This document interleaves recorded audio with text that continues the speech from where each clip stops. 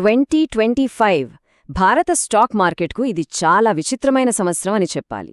ఎందుకంటే మార్కెట్లు చూస్తేనేమో కొత్త కొత్త రికార్డులు క్రియేట్ చేశాయి, కానీ ఇన్వెస్టర్ల జేబుల్లోకి మాత్రం పెద్దగా డబ్బులు రాలేదు. మరి గ్లోబల్ మార్కెట్లతో పోల్చుకుంటే మనం ఎందుకిలా వెనకబడిపోయాం? ఆసక్తికరంగా ఉంది కదా. పదండి ఈ పజిల్ని ఇప్పుడు విడమర్చి చూద్దాం. చూడ్డానికి రికార్డుల మోతే, కానీ అసలు రాబడి సంగతేంటి? మార్కెటేమో ఆల్ టైమ్ హైలో ఉంది, కానీ రిటర్న్స్ మాత్రం ఆ రేంజ్లో లేవు. అసలు మనం మార్కెట్ కొత్త శిఖరాలను టచ్ చేసినా సరే ఎందుకు ఇలా వెనకబడిపోయింది? ఇదే కదా అసలు పాయింట్. ఈ ప్రశ్నకు సమాధానమేంటో వెతుకుదాం రండి. ఈ నంబర్లు చూస్తే చాలు మొత్తం కథ మనకు క్లియర్గా అర్థమైపోతుంది. చూడండి, సౌత్ కొరియా ఏకంగా 76% రిటర్న్స్ ఇచ్చింది, అమెరికా కూడా 21% ఇచ్చింది. కానీ మన ఇండియా కేవలం 10% దగ్గరే ఆగిపోయింది. ఎంత తేడా కదా! ఈ భారీ గ్యాప్కు అసలు కారణాలేంటి? పదండి ఇప్పుడు కొంచెం లోతుగా చూద్దాం. సరే, ముందుగా మనం 2025 మార్కెట్ పజిల్ని డీకోడ్ చేద్దాం. అసలు మన మార్కెట్ను వెనక్కి లాగిన ఆ కారణాలేంటో ఒక్కొక్కటిగా చూద్దాం. చూడండి, మార్కెట్ని ఒకేసారి చాలా సమస్యలు చుట్టుముట్టాయన్నమాట. ఒకవైపు చూస్తేనేమో కంపెనీల లాభాలు పెద్దగా పెరగలేదు, మరోవైపు ఫారెన్ ఇన్వెస్టర్లు మనం మార్కెట్ నుంచి డబ్బులు వెనక్కి తీసేసుకున్నారు. దానికి తోడు షేర్ల ధరలు అంటే వాల్యుయేషన్స్ అప్పటికే చాలా ఎక్కువగా ఉన్నాయనే ఆందోళనలు. ఇవన్నీ చాలవన్నట్టు గ్లోబల్గా వచ్చిన ఆ ఏఐ ర్యాలీని మనం మిస్ అయిపోయాం. ఇన్ని అంశాలు ఒకేసారి దెబ్బకొట్టాయి. 1,04,050 కోట్ల రూపాయలు, అక్షరాల 1,00,000 కోట్లకు పైగా. ఇదేమైనా చిన్న మొత్తమా? అస్సలు కాదు. 2025లో ఫారెన్ ఇన్స్టిట్యూషనల్ ఇన్వెస్టర్లు అంటే ఎఫ్ఐఐలు మన మార్కెట్ల నుంచి ఇంత డబ్బును వెనక్కి తీసుకెళ్లారు. మార్కెట్ నుంచి ఇంత భారీగా డబ్బు బయటికి వెళ్ళిపోతే ఇక సెంటిమెంట్ ఎలా ఉంటుంది చెప్పండి? ఖచ్చితంగా దెబ్బతింటుంది. అదే జరిగింది.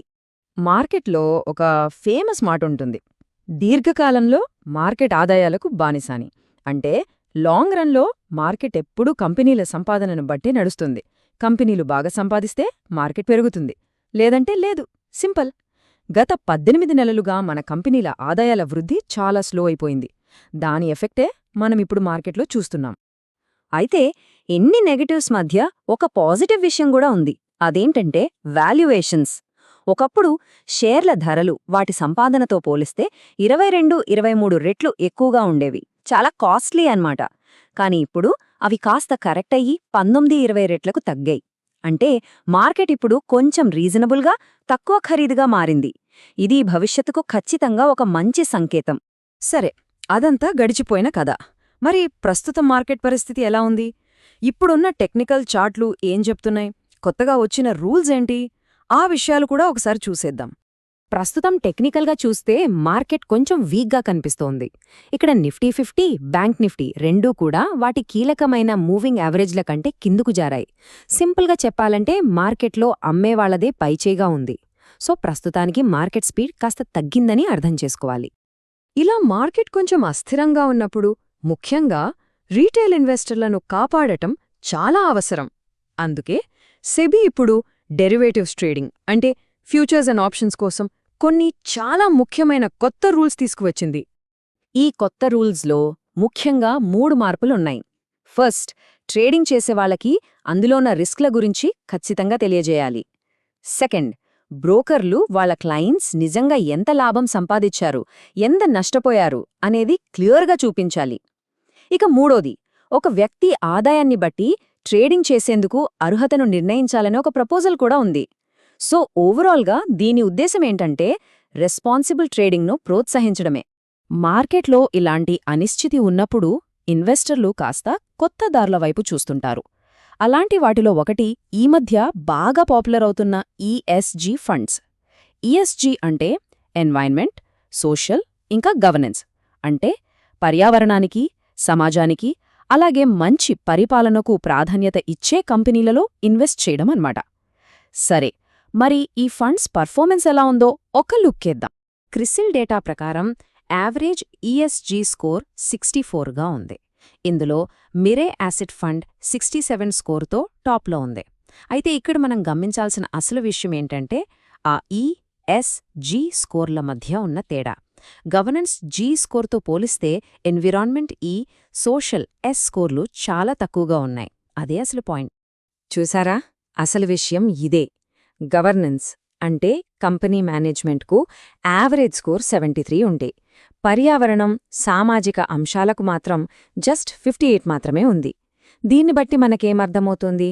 ఫండ్ మేనేజర్లు ఇప్పటికీ మంచి మేనేజ్మెంట్ ఉన్న కంపెనీలకే ఎక్కువ ఇంపార్టెన్స్ ఇస్తున్నారు, కానీ పర్యావరణ, సామాజిక బాధ్యతల విషయంలో ఇంకాస్త వెనకే ఉన్నారని చెప్పాలి.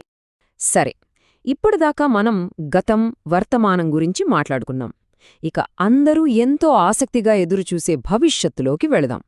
రాబోయే 2026లో మార్కెట్ ఎలా ఉండబోతోంది, ఎక్స్పర్ట్స్ ఏమంటున్నారు, ఆ విషయాలు తెలుసుకుందాం.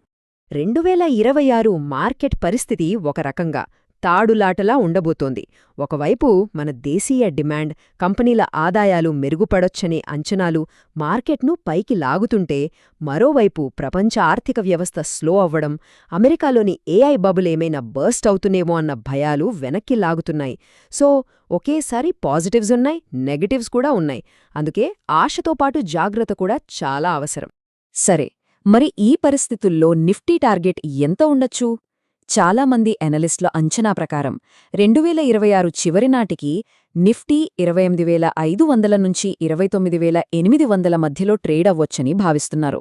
ఓకే, టార్గెట్స్ అవి బానే ఉన్నాయి. మరి ఈ అంచనాల మధ్య ఇన్వెస్టర్లు ఎలాంటి వ్యూహాన్ని ఫాలో అవ్వాలి, ఏ సెక్టార్స్లో మంచి అవకాశాలు కనిపిస్తున్నాయి, ఎక్స్పర్ట్స్ సలహా ఏంటో చూద్దాం. నిపుణుల సలహా చాలా క్లియర్గా ఉంది. స్టెబిలిటీకే ఫస్ట్ ప్రయారిటీ ఇవ్వండి అంటున్నారు. అందుకే పోర్ట్ఫోలియోలో 70% వరకు పెద్ద, స్థిరమైన కంపెనీలైన లార్జ్ క్యాప్స్కే కేటాయించడం మంచిదని సూచిస్తున్నారు. దీనికి మెయిన్ రీజన్ వాటి వాల్యుయేషన్స్ ఇప్పుడు చాలా రీజనబుల్గా ఉండటమే. ఇక సెక్టార్స్ విషయానికొస్తే లార్జ్ క్యాప్స్ ఎలాగూ ఉన్నాయి. వాటితో పాటు ప్రభుత్వ రంగ బ్యాంకులు అంటే పిఎస్యు బ్యాంక్స్ చాలా ఆకర్షణీయమైన వాల్యుయేషన్స్లో ఉన్నాయని ఎక్స్పర్ట్స్ అభిప్రాయపడుతున్నారు. అలాగే కొంతకాలంగా డల్గా ఉన్న ఐటీ సెక్టర్ కూడా ఇప్పుడు మంచి ఎంట్రీ పాయింట్గా మారొచ్చు. వీటికి అదనంగా మెటల్స్ ఇన్ మైనింగ్, అలాగే ఆటో అనుబంధ రంగాలపై కూడా ఒక కన్నేసి ఉంచడం మంచిది. ఇదంతా మనల్ని చివరిగా ఒక కీలకమైన ప్రశ్నకు తీసుకువస్తోంది. ఒకవైపు మన దేశీయ ఫండమెంటల్స్ బలంగా ఉన్నాయి, కానీ మరోవైపు ప్రపంచవ్యాప్తంగా రిస్కులు కూడా అంతే ఎక్కువగా ఉన్నాయి. మరి ఇలాంటి పరిస్థితుల్లో 2026లో ఇన్వెస్టర్లు సరైన మార్గాన్ని ఎలా కనుక్కోవాలి? సమాధానం ఒక్కటే: అవకాశాలను అందిపుచ్చుకుంటూనే జాగ్రత్తను విడవకూడదు. మార్కెట్ మొత్తం మీద కాకుండా మంచి కంపెనీలను సెలెక్ట్ చేసుకోవడమే 2026లో విజయానికి అసలైన కీలకం కాబోతుంది.